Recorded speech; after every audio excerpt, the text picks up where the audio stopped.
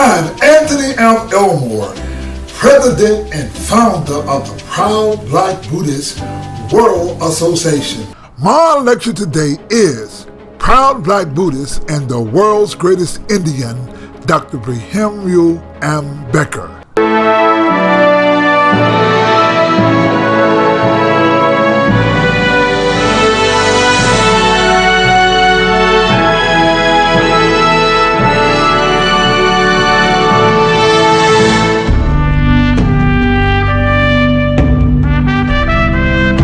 We, the people of India,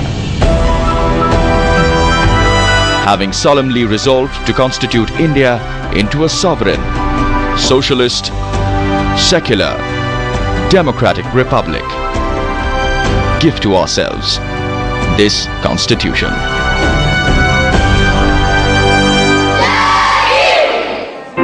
The preamble to the Constitution of India is something every school-going child knows by heart. 85 words that define the spirit of our democracy, every word very carefully chosen by the nation's first Law Minister, Bhimrao Ambedkar.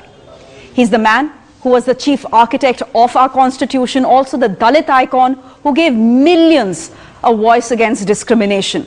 But his story is much, much more than that. Dr. Ambedkar was born in 1891. In 1913, Dr. Ambedkar came to school in New York at Columbia University. When Dr. Ambedkar came to school at Columbia University, slavery was just over in America 50 years. So he came at a time when there were Jim Crow laws in America and black people could not go to school or could not even be on the campus at Columbia University. I'm here to help build the bridge or to bring the Dalits in India together with the African American community because they don't know anything about Dr. Ambedkar. Very little has been written or told about Dr. Ambedkar's relationships with black people. Now, in 2010, a movie came out. The movie was called Buddha Ambedkar. It was the life story of Dr. Ambedkar. In fact, you can look on YouTube and see the movie. Now, one of the interesting things about the movie is that in this movie, they were clever, not clever, but wise enough to include the real story of Dr. Ambedkar. Dr. Ambedkar fought against inequality. He fought against the caste system. And we don't know very much about Dr. Ambedkar when he came to America or his relationship to black people. But in the movie, there is a scene where Dr. Ambedkar tells or it shows Dr. Ambedkar's relationship with the black community. Please understand that in 1913, Dr. Ambedkar was going to Columbia College. And Columbia College is just on the outskirts of Harlem, New York, where the black people live. And in the movie, they show a very good scene where a handsome black guy and Dr. Ambedkar, they were talking about black history and the challenges that we have. What Dr. Ambedkar says, or what the director, Jabal Patel, shows in this movie scene, he is showing that there was a relationship between Dr. Ambedkar and black people. So what I want you to do, I want you to see a quick 1-minute scene of Dr. Ambedkar with the black person. Also, you must note in the movie scene, they show the brutality and the injustices that's perpetrated on black people where this policeman beat this guy so bad. This was shown in this great movie about Dr. Ambedkar. What I want to let those of you in India know, this movie scene is one of the scenes that shows there is a connection between the Dalits in India and we African Americans. And I'm posting this because I want us to to connect with our brothers in India, the Dalits. We African Americans, or we Black Americans, and the Dalits in India, we're one and the same people. Couldn't sleep last night thinking about what you told me. I just don't get it. It's so unreal. They literally won't touch you. That's the least of it. At least you have the freedom. We got no freedom. What are you talking about? Hey! Quit your jabbering. We got a restaurant to open in 2 hours. Get to work. Quick, quick! At least you have the 14th Amendment. Fat lot of good it's done us. Think about it.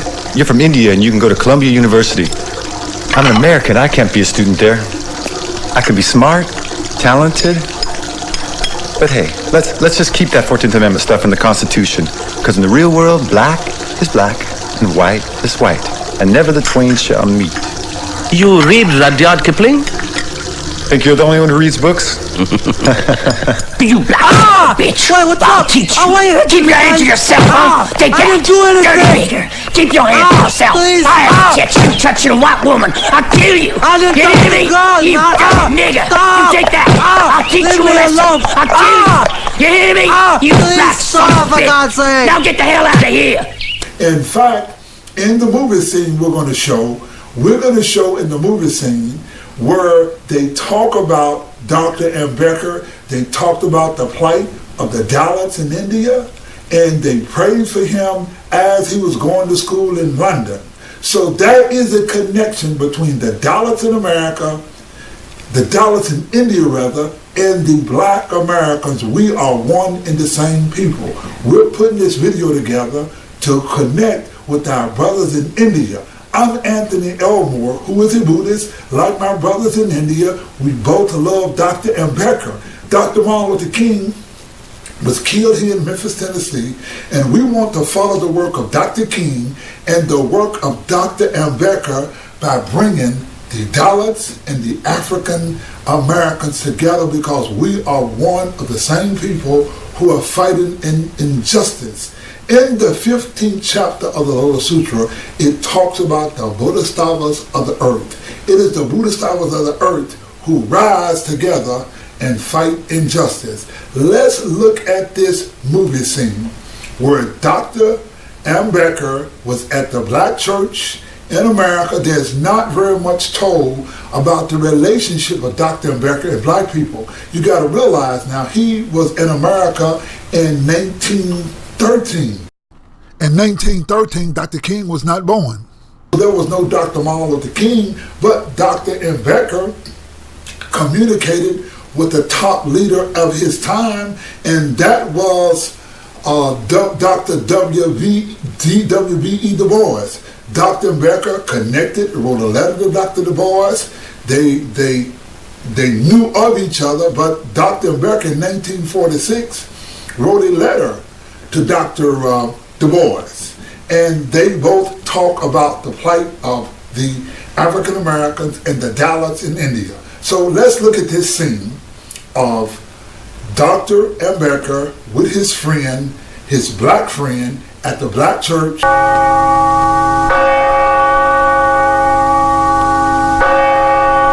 Brothers and sisters, we are honored to have with us today a friend of Brother Steve Brown, a young man from India.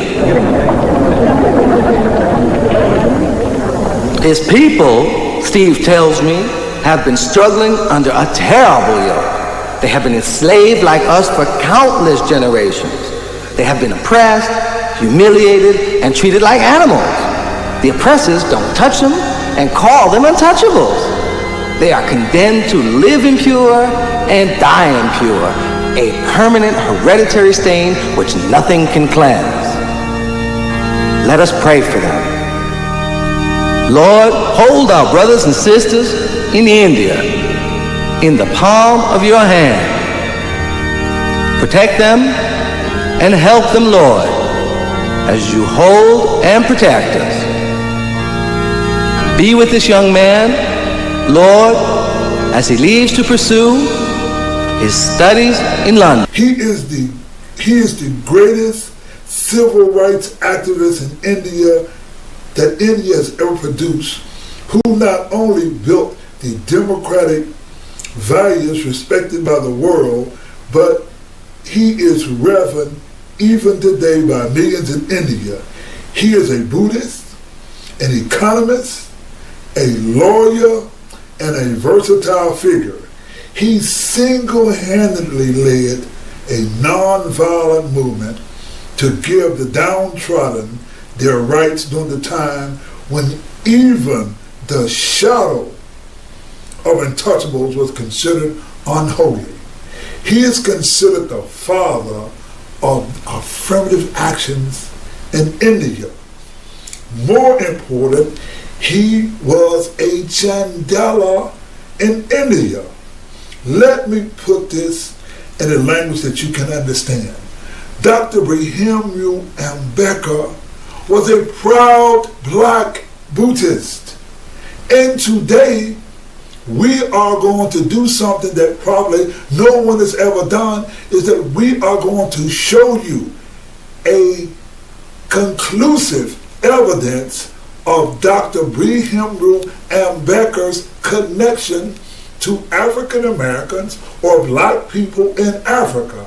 Because no matter what you call us, whether it's a Chandela, whether it's a Naga, whether it's Dravidian, or whether you call us a nigger, the bottom line is that we are one and the same people. And this lecture, we are going to give or show you the connection, how Dr. Ambedkar was connected to African Americans and how the Dalits in India are connected. Who can take on the Japanese racist Nichiren Buddhist Sect? The greatest Indian, Dr. Ambedkar. One of the things that racists do not want you to know about Black history and culture, and now there's a reason that the SGI, Nichiren Shoshu and Nichiren Shu, and the Japanese Buddhist Nichiren sects do not want you to know about your Black Buddhist history. They practice Hindu Buddhism that extricates all Black culture and history from Buddhism. Now, let's get back to the greatest Indian. We have in America, and you should know, we have Dr. King in America, but there's Dr. Ambedkar in India, and you should have heard of the greatest Indian, Dr. Ambedkar. You should know about him because his story, or the reason that you do not know about him, is because the story of Dr. Ambedkar is suppressed by the Brahmins. The Japanese don't tell his story. The Indians or the Hindus don't tell about his story. But what you have is the electrifying Anthony Elmore, a proud Black Buddhist who can stand firm and tall and tell you the story about Dr. Ambedkar. Now, Dr. Ambedkar was a sociologist and anthropologist. And when he read the Brahman Vedics, Dr. Ambedkar dispelled the Vedas as myth and a revisionist history. The question was asked, and is asked today, do they have any carbon dating of the Rig Veda? The Rig Veda is written in Sanskrit. Do they have any archaeological and literary evidence that Sanskrit was anterior to Buddhism? Dr. Ambedkar, during a debate on the draft the Indian Constitution, asked the Brahmin intellectuals to produce any mantra which could produce gold if their Vedas are treasure houses of science. But none came forward. They could not take on Dr. Ambedkar. The Japanese, Nichiren Shoshu, Nichiren Shu, and Nichiren Shoshu, they cannot take on Dr. Ambedkar. They got this nonsense Vedic culture, Aryan invasion theory, and all the teaching of Buddhism where they write out Black culture. They cannot stand the test of scientific scrutiny.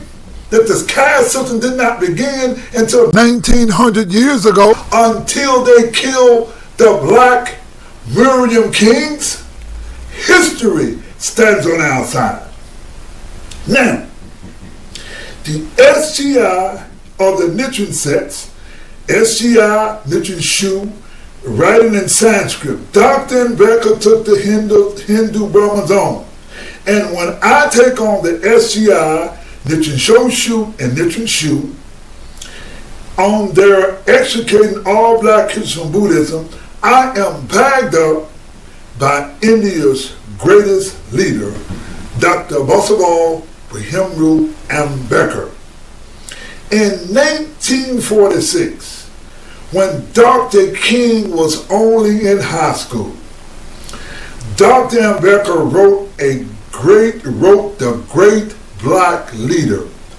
His name was W.E.B. Du Bois, who started the NAACP in America. W.E. Du Bois is a noted, look at him on the stamp. He is one of the great black heroes. He wrote a book about Asia. He wrote stories. He was an educated black man that graduated from Harvard University. Now, in conclusion, the greatest leader of modern India was connected to the great black leaders in America. Dr. Ambedkar, in his own words, say he was a student of Negro problems, and W.E.B. Du Bois, who founded the NAACP, Dr. Ambedkar wrote him a letter. Now I want you to look at a letter that was written in 1946 by Dr. Ambedkar to Dr. W.E.B. Du Bois, who was a professor, who was an educator, who was a black leader. He says, although I have not met you personally, I know your name as everyone does who is working in the cause of securing liberty to oppressed people. I belong to the untouchables of India. Perhaps you might have heard my name. I have been a student of the Negro problems and have read your writings throughout. There is so much similarities between the position of the Negroes in America that study and the latter. It is only natural but necessary. I was very much interested to read that the Negro of America has filed a petition to the United Nations. The untouchables of India are also thinking of following suit. Will you be so good for me as to send me some copies? I hardly say how grateful I shall be for your troubles on his behalf. Now, W.E.B. Du Bois wrote Dr. Ambedkar back. He says, Dear Dr. Ambedkar, I have your letter concerning the case of Negroes in America and the untouchables of India before the United Nations. As you say, a small organization of American Negroes, the National Negro Congress has already made a more comprehensive statement, well documented, and eventually be laid before the United Nations by the National Advancement of Colored People. If this is done, I should be glad to send your copy. I have often heard your name and work, and of course have the sympathy with the untouchables of India. I should be glad to be of any service I can render, if possible. W.E.B. Du Bois. So what you have, ladies and gentlemen, is that the greatest Indian leader in India, Dr. Ambedkar, and one of the greatest African-American leaders, they were connected. The Dalits and the untouchables were connected. And I got my friend here all the way from the outskirts of New Delhi, India, Dr. Rajiv Kumar. And if I can get the doctor to relax a little bit and have a little fun with this, man, we're going to have a real good lecture. Now he's smiling. Anyway, welcome, Dr. Kumar. Listen, we got an exciting Buddhist lecture today. You know what my lecture is called? It's called Black Dalits of India Join the Black Movement in America. Now, this is what people don't really understand or don't really know, or people don't know about the black movement. Now, it was Dr. Nichiren Ambedkar. He was the greatest Indian ever known in the history of India. He was the one that freed the Dalit people. Say something about Dr. Ambedkar real quick. Look at the camera. He was a revolutionary in the sense his greatness doesn't lie in the fact how many languages, how many degrees, how many specialities attained over the years while a student at Columbia and London School of Economics. The very fact that he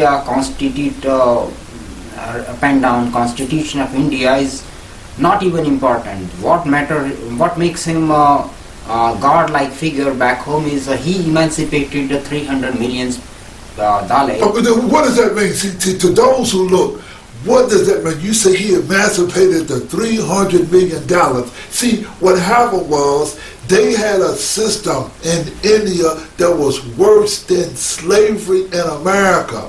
And it was not only until the Constitution of India that was written where Dr. Ambedkar, who was a Dalit, who was a slave, who got a chance to get an education, and he changed things for Dalits. That's why you're here. Now, in fact, Dr. Ambedkar read the history of the black people in America. He studied Booker T. Washington. In fact, in 1946, he wrote a letter to W.E.B. Du Bois,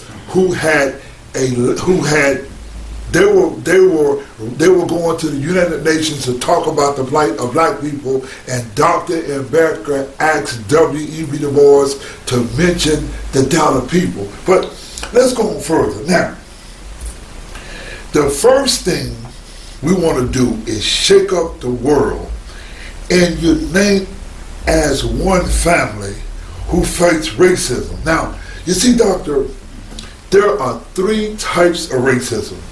One is called structural, the other is institutional, and the other is personal racism. Now, structural racism in America is defined as societal racism, as a term which refers to racist attitudes within a society.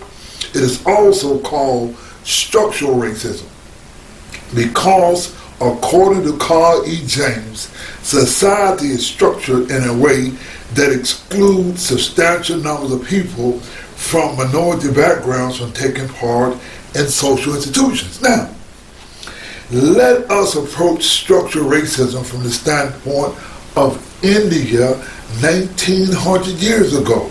See, what the world don't know is that the birth of racism is in India. Yes. And the birth of racism started in India 1900 years ago. Mm-hmm. Now, it was a system called the caste system. Now, the word caste means varna. Tell them what varna means. Varna means essentially color. Varna means what? Color. Color means color. Yeah. They set up a system based on color. Mm-hmm. Sometimes inherited from previous generations, are forced to work in brick kilns, rice mills, agriculture, and embroidery factories. The majority of India's trafficking problem is internal, and those from the most disadvantaged social strata, lowest caste Dalit members of tribal communities, religious minorities, and women and girls from excluded groups are most vulnerable. Within India, some are subjected to forced labor in sectors such as construction, steel, textile industries, wire manufacturing for underground cables, biscuit factories, pickling horticulture, fish farms, and shipbreaking. Thousands of unregulated work permit agencies report lure adults and children on the false promises of employment for sex trafficking and forced labor, including domestic servitude. What you have today, ladies and gentlemen, you have forced labor, you have slavery, and this is on the dollar, people. And why I am here, doctor, is that we want to bring the challenge of the dollars into the black movement in America, because we all face the same thing, the same discrimination, the same rotten attitude, the same injustices we all face. Now, what you have in India is a racist system that started hundreds of years ago against black people in India called Dalit. Now they look at you, doctor, and they say, you don't look black.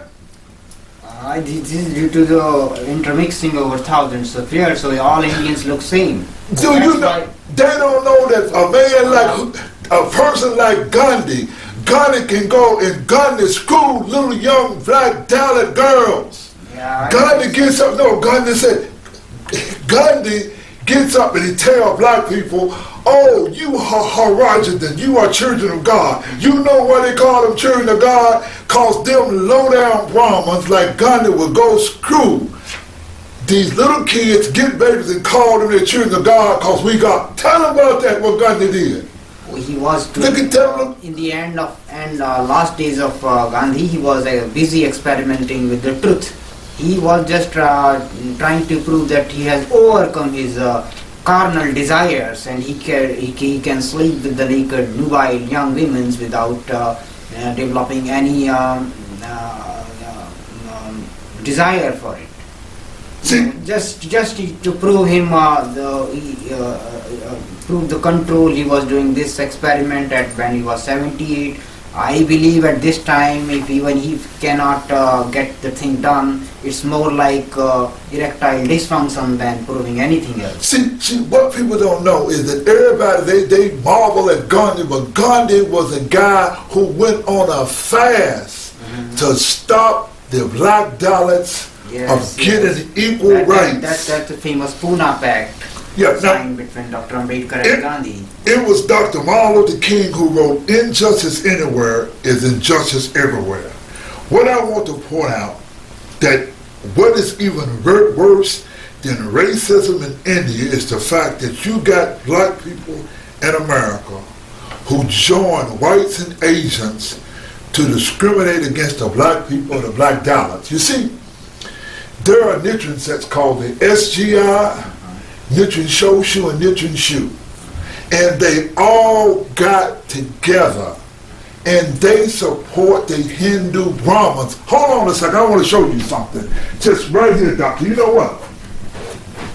There's a book I bought, doctor. This book is called The Lotus Sutra by Shinjo Shugoro. Now, this book is called The Lotus Sutra, Introduction to the Lotus Sutra. I bought this book. And the first thing I read in this book, doctor, it said something about some sacred Sanskrit. How can a language that didn't even exist during the time of the Buddha become sacred? What's sacred about Sanskrit? Nobody never in the history of people ever spoke Sanskrit, because Sanskrit was never a spoken language. You know, one other thing, and I'm ready to close, doctor, but what I want to show people is this. On this altar right here, doctor, there are characters on the altar. Right here, you got the character. These are esoteric gods called, this is Fudumyo. Fudumyo was a god from the Kala Sutra that Nichiren put on here. And these are bija seeds. You can look at that. That's a bija seed. That's another one. And so you got another god. So you got Azen Mule. Now these are esoteric gods. In the way they teach Buddhism, they teach that these are Sanskrit. See, what these Japanese did was they used Sanskrit because they are part of the Hindu Brahmins. They support Brahmanism. Anyway, one of the things I want to point out, doctor, is this. Through America, we inspire the Dalits. We got Black Lives Matter, and they got what? Tell them. Dalit Lives Matter. Dalit Lives Matter. They got, even in 1972, when America started the Black Panthers, they came up with the Dalit Panthers. So it was Dr. Ambedkar who read about this movement. Now, what we're going to do, Doctor, and the reason that we are here together, is that our goal is to bring the black Dalits, and you are black, not because of color, you are black because of circumstances that we all face, and that is injustice and discrimination. We at the Proud Black Buddhist World Association, we are not just the Black Buddhist Sect, we are a Black Buddhist movement. And our Black Buddhist movement is to connect the Black Buddhists of India to the Black movement in America. Now, my guest, Dr. Rajiv Kumar, he is a Dalit Buddhist from India. He graduated from the most prestigious medical school, that's the AIMS Medical School in India. He had to compete with over 500,000 people. And what is so mystic about Dr. Rajiv Kumar is that his name, Rajiv, means lotus. And just as we have the lotus flower on the Gohanzan, his name means lotus. And we're going to close this lecture. Everybody, thank you very much. Fighting in the world for freedom, justice, and equality, we're the best suited. We are called the Proud Black Buddhists. We're going to put you guys on alert in the 15th chapter of the Sutra, where the Buddhist stoppers on the earth. Them jive suckers who trying to knock us.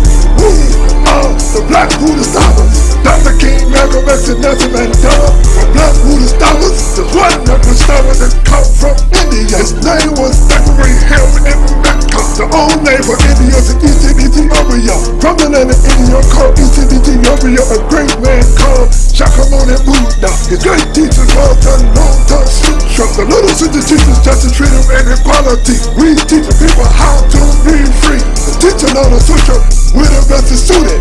We call ourselves the Proud Black Buddhists. Them jive suckers, they're trying to knock us. We are the Black Buddhist stoppers. There are people in India treated worship like slaves. The people are called Dalits, or called untouchable or $10. Indians is the place where the world's racist culture, where black is at the bottom and they slave their brothers. We are black and proud, refuse to be at the bottom. We fight for justice, we the Black Buddhist stoppers. On the sutra, we're the best suited. We call ourselves the Proud Black Buddhists. The SGI, Nichiren Shoshu, and Nichiren Shoshu. All the Japanese sects support the Brahmins. They do not believe in equality among us. We blacks in America must know where we at. We must join with our brothers in India called the Dalit. The teaching of the sutra, we're the best suited. We call ourselves the Proud Black Buddhists. Them jive suckers who trying to knock us. We are the Black Buddhist stoppers. Fighting for peace, justice, and equality. We cannot go too far. It's time to go to India to join the movement led by the Nichiren Ambedkar. We're the Proud Black Buddhists. We know who we at. We're going to help our brothers called the Dalit. The people in India call them untouchable. You're a friend to us, and you're most lovable. All them giant suckers who try to knock us, let them know that we're the Black Buddhist stoppers. Teaching of the sutra, we're the best suited. We call ourselves the Proud Black Buddhists. Them jive suckers who trying to knock us. We are the Black Buddhist stoppers. There should be no more caste in the world. Black should not always be last. We should fight for equality of all human beings. The Buddha fought for equality. The Buddha fought for justice. We must become just people. We must become evolved human beings. We must join together for equality.